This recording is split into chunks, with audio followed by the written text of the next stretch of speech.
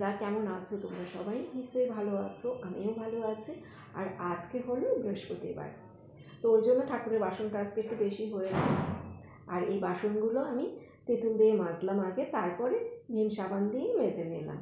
এখন আর রাতের বেলা ঠাকুরের বাসনটা সেরকম একটা মাজা হয় না, সকালের দিকেই ঠাকুরের বাসনটা মেজে নিই। একটু একটু ঠান্ডা পড়ে গেছে তো ওই জন্য। ডিসেম্বর মাস চলছে কিন্তু সেইভাবে এখনও ঠান্ডা পড়েনি। প্রতি বছর তো আমি ঠান্ডায় কাবু হয়ে যাই, কিন্তু এখনও আমার সেই রকমভাবে ঠান্ডা লাগছে না। ওই জন্যই আমি বলছি যে এই বছর মনে হয় সেইভাবে এখনও ঠান্ডা পড়েনি। ঠান্ডা যত কম পড়বে ততই আমার আনন্দ। শীতকালকে আমি প্রচণ্ড ভয় পাই। 2 মাস ধরে আমি চিন্তা করছি সামনেই শীতকাল, কিভাবে কি করব। তো এখন অবধি সেইভাবে ঠান্ডা পড়েনি, বেশ ভালোই আছে এখন অবধি। সেদিন ইউটিউবের এক বন্ধু বলেছিল যে ভালো করে ভয়েস ওভারটা বোঝা যাচ্ছে না। আজকেও কি তোমাদের আমার এই ব্লগের কথাগুলো শুনতে অসুবিধা হচ্ছে? যদি অসুবিধা হয়ে থাকে আমাকে তাহলে একটু প্লিজ কমেন্ট করে বলো। গাছগুলোতে জল দিলাম, আর আজকে গাছের আগাছাও পরিষ্কার করব। মাঝে মধ্যেই আগাছা পরিষ্কার করি। আর এখানে তো সেরকম একটা গাছপালা নেই, অনেক গাছ মরে গেছে। গাছে সেই পোকা হয়েছিল, তো 3-4টে গাছ মরে গেছে। একটা গাছে পোকা ধরলে নাকি ওই পোকা পাশের গাছটাতেও নাকি ধরে ফেলে। আমি তো বাড়িতে নিম তেল বানিয়ে দিয়েছিলাম, কিন্তু কোনো কাজ হয়নি। আসলে একদিন দেওয়া হয়েছিল, তো ওই একদিনে কি আর কাজ হয়? আর আমি যে সময় গাছগুলোর মধ্যে ওষুধ দিয়েছিলাম সেই সময় না গাছগুলো অলরেডি নষ্ট হয়ে গেছে, ওই জন্যই কোনো কাজ হয়নি। ওই যে বলে না, মরার সময় ওষুধ খেলে কি আর কোনো কাজ হয়? তো ওই গাছগুলো সেই অবস্থা হয়েছিল। আমি এসব জানতাম না, তো আমি এখন এই গাছে পরিচর্যা করতে করতে এটা ওটা জানতে পারি। এরিকা গাছের শুকনো ডালগুলো কেটে দিলাম। এগুলো যদি গাছের মধ্যে থাকে তাহলে নাকি গাছগুলো ভালোভাবে বড় হয় না, আর দেখতে তো অবশ্যই খারাপ লাগে। সকালবেলার দিকে গাছপালার সাথে কিছুক্ষণ সময় কাটাতে আমার খুব ভালো লাগে। প্রতিদিনই সকালবেলার দিকে গাছপালার সাথে বেশ কিছুক্ষণ সময় কাটাই, গাছগুলোকে খুঁটিয়ে খুঁটিয়ে দেখি, আমার ভালো লাগে। প্রতিদিনই একই গাছগুলোকে দেখি, একইভাবে সময় কাটাই, তাও যেন প্রতিদিন মনে হয় যে আমি নতুনভাবে গাছগুলোকে দেখছি। আমার বেশ ভালো লাগে গাছেদের সাথে এই সকালের দিকটাতে সময় কাটাতে। স্নান করে তারপরে চলে আসলাম ঠাকুর ঘরে। আর এখন শীতকাল পড়ে গেছে, ওই জন্য ঠাকুরকে গরম জল দিয়ে স্নান করাই। আর আজকে ঠাকুরের ভোগে দিয়েছিলাম চিড়া। তো এই চিড়াটা দেখো গুড় দিয়ে বানানো, যেমন খইয়ের মুড়কি করে গুড় দিয়ে, তো এই চিড়াটাও আমি সেইভাবে বানিয়েছিলাম। শর্ট ভিডিওতে এটা শেয়ার করা হয়েছিল, এমনি ব্লগে দেখানো হয়নি। ওই গুড়ের মধ্যে একটু চিড়ে দিয়ে নাড়াচাড়া করে তুলে রেখেছি। তো দেখলাম এটা বেশ অনেক দিনই ভালো থাকে। আর এখন তো শীত পড়ে গেছে, ওই জন্য এটা বেশ অনেক দিন ধরেই চলছে। ঠাকুরের কাছে এখন এই ভোগটাই মাঝে মধ্যে দিয়ে থাকি। ঘর পরিষ্কার করার জন্য 2জন মহিলা এসছে। ওনারা মেনলি ওই রঙের কাজ করে থাকে। তো যখন আর কি রঙের কাজ ওনাদের থাকে না, সেই সময় ওনারা দেয়াল টেয়াল পরিষ্কার করে থাকে। তো আমাদের এই দেয়ালগুলো পরিষ্কার করা হবে। দেয়ালের মধ্যে ওই যে দেখো, দেখা যাচ্ছে ওই যে এরকম ছোপ ছোপ দাগ পড়ে গেছে। আগে তো মাঝে মধ্যে আমি করতাম, আগে বলতে 1-1.5 বছর আগের কথা বলছি। সেই সময় মাঝে মধ্যে আমি দেয়ালগুলো পরিষ্কার করতাম, কিন্তু এখন না নোংরাটা বেশি হয়েছে। আর উপরের যে সিলিং আছে না, সেইখানেও দেখি নোংরা জমে থাকে। তো ওগুলো তো আর আমি করতে পারবো না। আমার বর অনেক দিন ধরেই বলছে যে এরকম লোক রাখবে ঘর পরিষ্কার করার জন্য, আর কি ওই দেয়াল পরিষ্কার করার জন্য। তো আজকে ওই 2জন এসছে।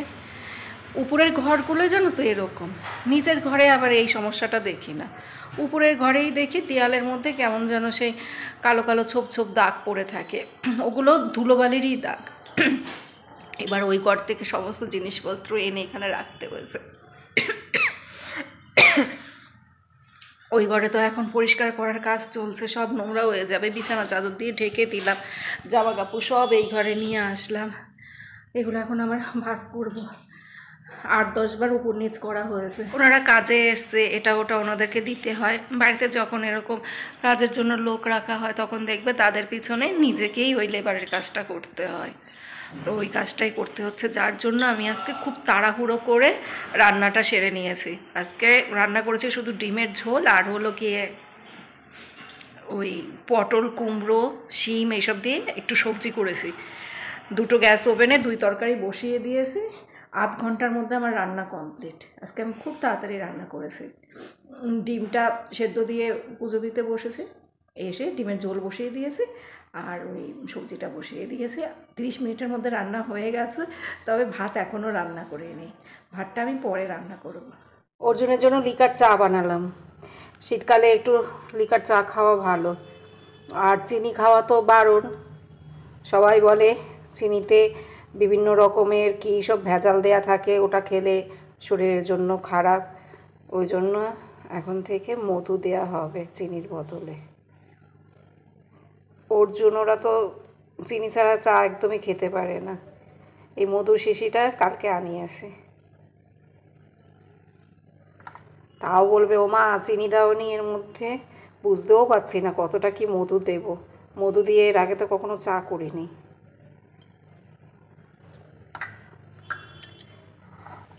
আর এই হলো সবজি আর ডিমের ঝোল। রাতের বেলার জন্য কিছু একটা করতে হবে। যারা কাজ করছে তাদের জন্য চা বানালাম। তো চায়ের জল বসিয়ে দিয়ে পাশের দোকানে গিয়েছিলাম পাউরুটি নিয়ে আসতে। তো ওনার সাথে কথা বলতে বলতে চায়ের জলটি না অল্প হয়ে গেছে, শুধু 2 কাপ চাই হলো। 2 কাপ চা ওনাদেরকে দিলাম, অর্জুনের জন্য আর চা হয়নি। তো সেই জন্য আবার চায়ের জল বসাতে হলো, 2বার চা করা হয়ে গেল। ওটা অর্জুনকে দেব, আর বাকি যে চাটুক রয়েছে সেটা আমি খেয়ে নেব। চাটা একটু মুখে দিয়ে দেখলাম কি তিতা লাগছে। অর্জুন তো খেতে চাইবে না। আমি তো খেতে পারি, আমার তো অসুবিধা হয় না, কিন্তু অর্জুন তো চিনি চাইবে। আর অর্জুনের বাবা বলেছে বাচ্চাদেরকে কিছুতেই চিনি দেবে না, সব কিছু যেন ওরা চিনি ছাড়া খাওয়া শেখে। বলেছে একটু গুড় নিয়ে এসো। ফ্যান, খাটের তলা, তারপরে টেবিল সরিয়ে টেবিলের পেছনের দিক, ওয়ার্ড্রোপের পেছনের দিক সমস্ত কিছু পরিষ্কার করে দিয়েছে। দেয়ালগুলো সব পরিষ্কার হয়ে গেছে। হ্যাঁ সুন্দর হয়েছে। হ্যাঁ না না, হ্যাঁ হ্যাঁ না না দাগ নেই। হ্যাঁ বলবো না হলে। ভালো পরিষ্কার হয়েছে। কৃপার মাথায় তেল দিয়ে দিচ্ছি। শীতকালে তো নারকেল তেল জমে যায়, সে কৌটোর থেকে বের করতে পারছিলাম না। এখন মাসিরা এই ঘরে চলে আসবে, এই ঘর পরিষ্কার করবে, আবার এই বিছানা ঢাকতে হবে। একটার পর একটা শুধু করেই যাচ্ছি। আবার কালকে তো সকালে যেতে হবে, সকাল 6:30টায়। এই 2 মাসই আমার ননদের বাড়িতে কাজ করেছিল। তো আমার ননদ বলল যে এদের কাজ খুব পরিষ্কার। সত্যি সত্যি তাই দেখলাম যে এরা কোনো ফাঁকি দেয় না, মনোযোগ দিয়ে কাজ করে, আর কাজ সত্যি খুব পরিষ্কার। সর্দির মুখে ওনাদের দুজনের কথা শুনে আমার হাজব্যান্ড ঠিক করলো যে ওনাদের দুজনকে আমাদের বাড়িতে 2 দিনের জন্য কাজ করাবে। আমাদের বাড়ির বাইরের দিকটাও খুব নোংরা হয়েছে, সানসেটের উপরে অনেক ঝুল হয়েছে, তো ওগুলো আমি পরিষ্কার করতে পারবো না। আগে তো ল্যাডার নিয়ে আমি পরিষ্কার করতাম, কিন্তু ওই সব জায়গায় আমার হাত যাবে না। দেয়ালগুলো খুব সুন্দর পরিষ্কার করেছে। বাড়ি করার পর তো আর একবারও এইসব পরিষ্কার করা হয়নি। মাঝে মধ্যে আগে আমি পরিষ্কার করতাম, কিন্তু এখন আর আমার এই সমস্ত কাজগুলো করা হয় না। ঝুল ঝাড়া হয়, গ্রিল পরিষ্কার করি, কিন্তু দেয়াল আর পরিষ্কার করা হয় না। মাসিদের সাথে সাথে আমাকে বেকার খাটুনি করতে হচ্ছে। এই যে দেখো তোষকের উপরে তো ধুলো পড়ে আছে, তো সেগুলো এখন ভালো করে পরিষ্কার করছি। তারপরে চেয়ারের উপরও ধুলো রয়েছে, ওগুলো পরিষ্কার করতে হবে। বাড়িঘর এলোমেলো হয়ে রয়েছে, ওগুলো গোছাতে হবে। ওনারা মেন কাজটা করছে, ধুলো ঝেড়ে দিচ্ছে, ঝুল ঝেড়ে দিচ্ছে, কিন্তু বাদবাকি এই সমস্ত কাজগুলো আমাকে করতে হচ্ছে। এই দেখো টেবিলের কি অবস্থা, এগুলো এখন সব গুছিয়ে রাখবো। আজকে আমার এই সমস্ত করতে করতেই দিন কেটে গেল। মাসিরা ঘর এলোমেলো করেছে আর আমি সেগুলো গুছিয়েছি। এইসব করে করেই আজকে আমার সারাটা দিন কেটে গেল। কাজের লোক তো শুধু রাখলেই হয় না, তাদের পেছনে সময় দিতে হয়, তাদেরকে গাইড করতে হয়, যে কাজটা আমি একদমই পারি না। কারণ আমার তো লোক দিয়ে কাজ করানোর অভ্যেস নেই। ওই জন্য না আমি মানুষকে না বলে বলে না এটা ওটা করাতে পারি না। তাও দেখলাম এরা বেশ ভালোই আছে, নিজে থেকেই অনেক কাজকর্ম করে দিচ্ছে। দেওয়ালে যত রকমের যত ফটো ছিল সেগুলো সব খোলা হয়েছে, আবার পরিষ্কার করার পরে সেই ফটোগুলো লাগানো হয়েছে। আর এই ব্রাশগুলো বেশ ভালো, এগুলো দিয়ে সোফা, তারপরে এই যে ফোমের চেয়ার, তোষক, এগুলো পরিষ্কার করতে সুবিধা। অনেকে শলার ঝাঁটাগুলো ব্যবহার করে, নারকেল পাতার যে শলার ঝাঁটাগুলো হয় সেগুলো দিয়েও পরিষ্কার করতে সুবিধা হয়। তবে ওই ঝাঁটা জানো তো আমি বেশি দিন না রাখতেই পারি না। ওই ঝাঁটা দিয়ে আমি এমন দুমদাম করে বাড়ি দেই, এক সপ্তাহ পর দেখি ওই শলার কাঠিগুলো সব এদিক ওদিকে ছড়িয়ে ছিটিয়ে পড়ে থাকে। এখন 4:30 বলছি, 5:30 বাজে। মাসিরা 4:45 অবধি কাজ করেছে, কাজ করে তারপরে চাটা খেয়ে 5টার দিকে বেরিয়ে গেল। তো এই ঘরটা ঠিকঠাক মতো করতে পারিনি, এই ঘরের দেয়াল পরিষ্কার হয়নি, এমনি ঝুল ঝেড়েছে। এই ঘরটা এমনি ঝুল টুল ঝাড়া, তারপরে ওই ফ্যান পরিষ্কার করা, এগুলো সব করেছে। কালকে এসে দেয়াল পরিষ্কার করবে, ল্যাডার, তারপর ওদের ওই কাপড় চোপড় এগুলো সব রেখে গেছে।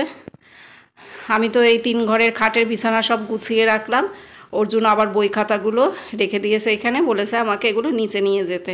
আমার হাত তো খালি থাকে না কখনো, যখন উপরে আসি তখনও হাতে জিনিসপত্র থাকে, যখন নিচে যাই তখন হাতে জিনিসপত্র থাকে। এই ঘরের বিছানাটাও গুছিয়ে রাখলাম, আর আমার বরের ঘরের বিছানাটা তো তখনই গুছিয়ে রেখেছি।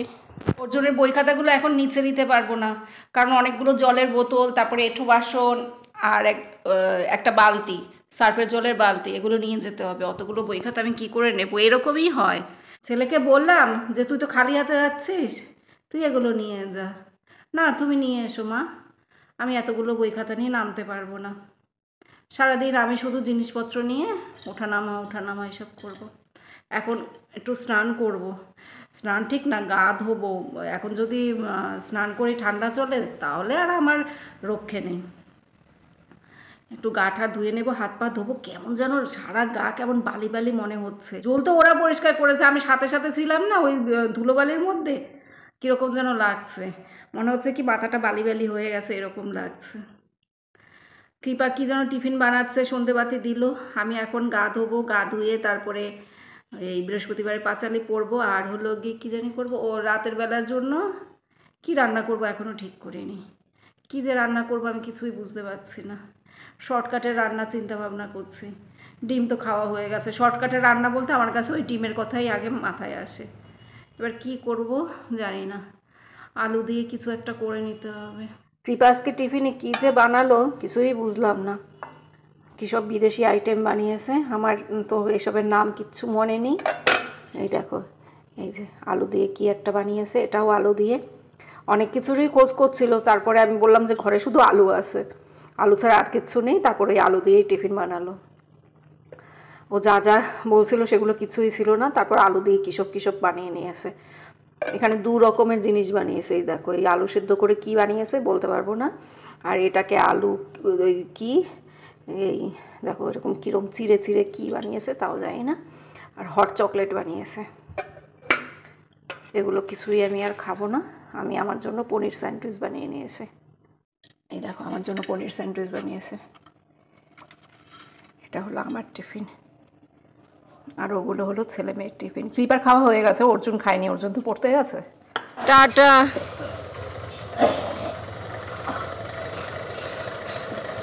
সাবধানে উঠবি, নামবি, আমাকে ফোন করিস। টাটা। গুড মর্নিং বন্ধুরা। কালকে রাতের বেলা আর ব্লগটা শেষ করা হয়নি। কালকে রাতের বেলা দিকে এত ক্লান্ত লাগছিল, ওই ঠাকুর পুজো টুজো হয়ে যাওয়ার পরে আর ব্লগ করতে ইচ্ছে করলো না।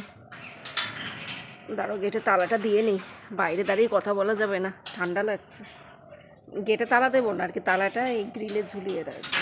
ঘুম থেকে 6:45 সময় উঠেছি, এখন তো 6টা বাজলো। বাইরের দিকটা ভালো করে পরিষ্কার হয় না। কৃপাও 6:45 উঠেছে, আমিও 6:45 উঠেছি। কৃপার আজকে যদিও টিফিন বানিয়ে দিতে হয়নি, আজকে নাকি ওদের কোন বন্ধুর জন্মদিন আছে, তার সে নাকি খাওয়াবে। তো আমাকে বলেই দিয়েছে আগে থেকে যে মা টিফিন বানিও না, আজকে একজন খাওয়াবে। তো সেই জন্য টিফিন বানাইনি। এমনি আমার বাসি কাজকর্ম সব কমপ্লিট। চালটাও ধুয়ে রেখেছি, সবজিপাতিও কেটে রেখেছি। এখন স্নান করব, গরম জল বসাবো, গরম জল বসিয়ে স্নান করব। তাড়াতাড়ি করে যদি পুজো আর রান্নাটা হয়, তারপরে আমি উপরের ঘরে যাব। আজকেও তো ওনারা দুজন আসবে, আজকেও সেই ওনাদের সাথে সাথে আমার থাকতে হবে। ওই জন্য তাড়াতাড়ি পুজো আর রান্না বান্না শেষ করতে হবে। আজকে মনে হয় তাড়াতাড়ি রান্না শেষ করতে পারবো না, আজকে নিরামিষ রান্না তো। ওই সয়াবিনের তরকারি করব, তারপরে ওই শিম রান্না করব। আজকে একটু দেরি হবে রান্না করতে। টাইম কলের জলটা জানো তো একটু গরম থাকে, আমাদের এই মোটরের জল প্রচণ্ড ঠান্ডা থাকে। কিন্তু ওই যে বাইরে গেলাম, দেখলাম টাইম কলের জল আজকে তাড়াতাড়ি চলে এসছে, তো একটুখানি জল নিয়ে মুখে দিলাম, দেখলাম যে না, সেরকম ঠান্ডা লাগছে না। স্নান করে এসে রাধা মাধবের পুজোটা দিলাম, এখন সন্তোষী মায়ের পুজোটা দিচ্ছি। ঘট সাজানো হয়েছে, তারপরে মাকে স্নান টান করিয়ে সিঁদুরে ফোঁটা পরিয়েছি, চন্দন দিয়েছি। এবার প্রসাদ দেব। ছোলা আর বাতাসা রয়েছে, আর এই প্রসাদটা হাতে নিয়ে পাঁচালি পরব। প্রসাদের মধ্যে তুলসী পাতা দিয়ে নিই। ভাত আর সয়াবিন সেদ্ধ বসিয়ে দিয়ে তারপরে ঠাকুর ঘরে আসলাম। ভাত তো উতলে গেছে, সয়াবিনও সেদ্ধ হয়ে গেছে।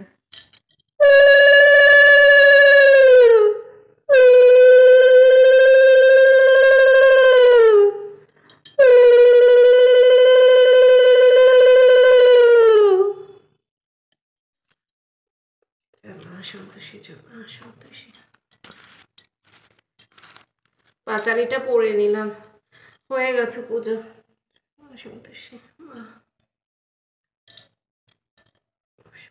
তো বন্ধুরা, এখনকার মতো ব্লগ শেষ করছি। তোমরা সবাই ভালো থেকো, সুস্থ থেকো, সাবধানে থেকো। আবার আগামীকাল দেখা হবে। টাটা বন্ধুরা।